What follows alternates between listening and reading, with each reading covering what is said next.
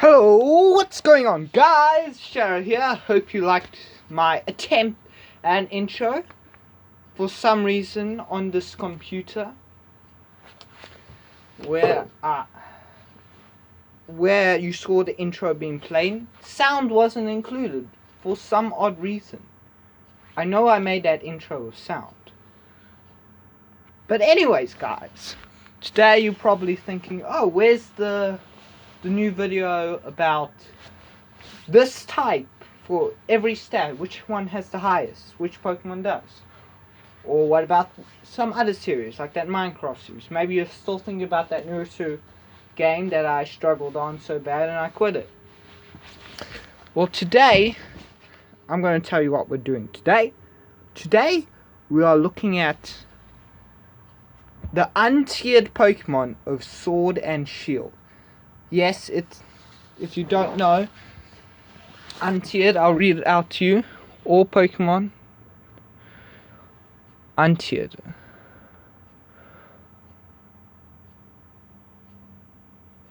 If they have less than 3.41% usage, they are PU. It just says, like, if it isn't used enough for PU in usage, it's considered untiered and not recommended for usage. That means you probably shouldn't be using it. Now, I knew this existed. And this first came around in black and white when power creep came really, really strong. And it's kind of funny because, like, for years people were going like, use your favorite, but it won't be great. But it had enough to be there. It could qualify for the lowest tier. It was not considered unusable, just not very good. But once black and white came out, dragons, weather walls, power creep, Pokemon just didn't cut it, even for PU. And I was surprised to see that there would be an untiered in Sword and Shield. I know there's new amazing Pokemon like Dragon Ball and all, but there's so much less Pokemon. I thought that untiered would not be in consideration here, but apparently it is. And today I'm going to be scrolling through the untiered Pokemon of this generation and give my thoughts on that. So here we go. The first thing we got is Beartick. Beartick, one of the only hail abusers, and with its Slush Rush ability, although it also gets Swift Swim, as you can see, and Snow Cloak, so that's two ways to function in hail. That is so disappointing for hail. One of its only sweepers isn't good enough. It's just terrible. I mean, it's got good offenses, but its speed is garbage. Even, like, you can get to base 100, but that ain't doing you so good. In hail, you have to have more than base 50. Otherwise, you'll be run like... You would need a Trick Room team for this. And Trick Room with hail sounds like a hard combination to pull off. I don't even know if you can set... I don't even know what... Does anything get Trick Room in the PU tier? Does any Pokemon in the PU tier have Trick Room? I don't know. See? So maybe it'll be impossible to make this Pokemon work, because it's so slow, even with... I mean, I guess they could have a Trick Room set from another tier, and that's technically how it works, not tier formats, but in formats where then it's kind. Anyways, moving on from Beartick and the sad reality that hail isn't very good. Got Cherim. Cherim is just awful. Its attacking stats are decent, and its speed's decent. But it's not too bad. It's just a pure grass type that's just so outclassed. I suppose. Regular Corsola, I'm surprised. You know, it's got that regenerator. It's pretty bulky. I mean, I know that Galarian Corsola has basically the same stats, just maybe 5 points in those defenses. Evil Eye makes it really good. But, like, I don't see this being unusable. Delibird, I believe Pokemon, no, Joey, you know, coach of the Lonely Dreepies, I believe. No, the WE, one of the players. I believe they're doing a new one. They are doing a new one. Had a video a while ago of him destroying Delibird in PU. Which, if a player can make it do quite well, then I don't see why it should be untiered. I think it deserves to be out. Ice Cube, I'm really surprised about. It can take its special hit, so even though special moves go through its ice face, it's still pretty good. It might be slow, but once that ice face is broken, which most likely is going to be, because physical attackers are so dominant and prevalent, it gets a massive 130 speed, and it's got like 80 attack, and like Colossal does a similar speed thing with its steam engine, and it's running with 80 special attack. It does have 80 special attack too, but they mostly run special sets, I believe.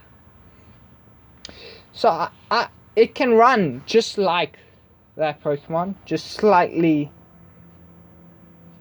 Well, they're both pretty bad defensive timing, but great offensive timing. So I consider this that should be used. Farfetch'd, unfortunate for Farfetch'd. Reason why I needed a Galarian form.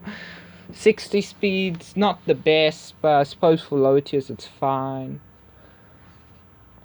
Not the best abilities except for Defiant, but how often are you gonna get Intimidate users? Maybe Litten? I think that's LC, I don't know how that compares to PU, but I think these all can play in ZU, which is basically Lil Cup. Interesting. Anyways, there's the balanced Glalie. Apparently 80 is not doing for it. Like 80 speed's not good enough, it's not bulky enough.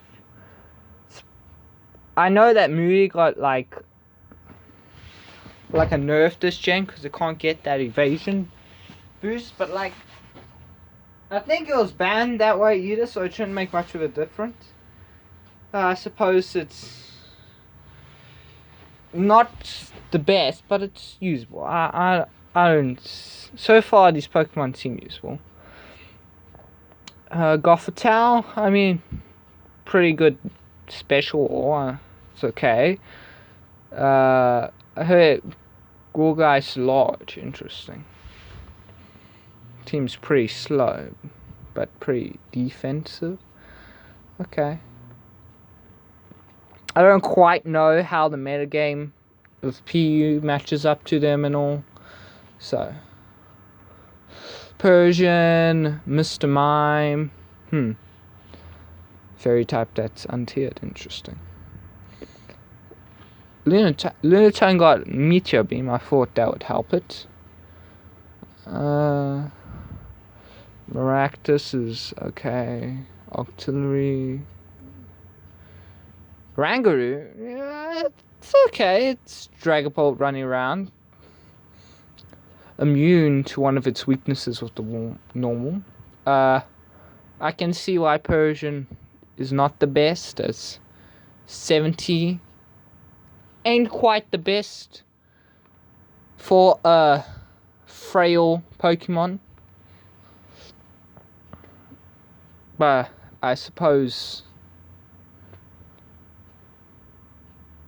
normal type, like just not getting like super effective on anything. Really sucks, because like its Alolan form is actually the highest ranking form of Meowth / Persian. It's in NU, the Alolan form, with just being a special attacker of that. I think it may be 80 though, so. Pikamuku, pretty bad. Garbage HP. Pretty slow. Those defenses aren't going to do that good. Like, the only reason Dusclops was used because it could use an Evener. So I understand. Ninja, very inconsistent, I see. Genetic. Worse Mungus, I hear people call it, so that's okay. Ice is really bad apparently, and with decent the stats of 95. Oh, Soul Rock and Lunatone, at least they're together. Sudowoodo seems okay to me. I can understand why maybe Wobbuffet and Wailord, especially Wobbuffet, because it's like, you know what it's gonna do. Like, maybe it's immune to status. Like, even though it has this max HP, its defenses ain't that good. Like, at least Blissey, who is regarded as a worse Chansey because of Evilite being a thing, has good special defense and has higher HP. This may have a little more attack, but like, it's even worse because it doesn't get consistent damage. It needs to be hit, and like, if you hit it with a physical move and it doesn't go for counter, it's just token damage on this, and then it just becomes whittled down with mind games.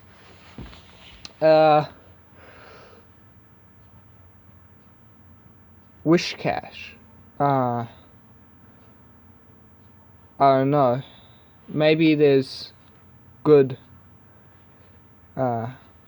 grass types in the tier. I'm not too sure about that one. Well, I suppose there's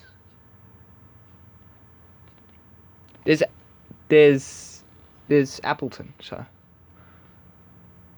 But one Pokemon alone. Maybe Pokemon just don't. I don't know. I don't know the reasoning for that one. Meltang. I mean, maybe a pre-evolution of a mythical Pokemon, but these stats are agreeable, terrible. Surprised at Ludicolo. Like, it was once known for a pretty good rain sweeper. I guess this tier, if you're not excellent, super excellent outside of a weather team, then you're not going to be ended up used in this Dynamax format. Because now Venusaur is just used because it's just bulky and it just can hit hard and it's not too slow without Crawford. So this was interesting, guys. Let me know what you thought of this, what Pokemon you think should be used, whether it's to make sure that they're not just untiered in this lower power level game, even though new threats come. I don't know whether this happened when the DLC came and then everything became more Pokemon, more shifting, and less with the old, sometimes more with the old to counter the new. I'm not so sure. Okay, guys, that'll be time for today's video. I'm going to mention a mistake I made in the last video, where I said that whoever I said was the fastest fighting type Well, actually, I was thinking, I'm going like, wait, it's Mega Melopony because it's got 336 speed, not the Meloetta period form. But then I realized Pheromosa exists with its 151 speed, and that is the fastest flying type. I'll cover it in tomorrow's video, just in case you guys forget. And anyways, for you guys, I believe the next one of the fighting will be Rock. And see you later.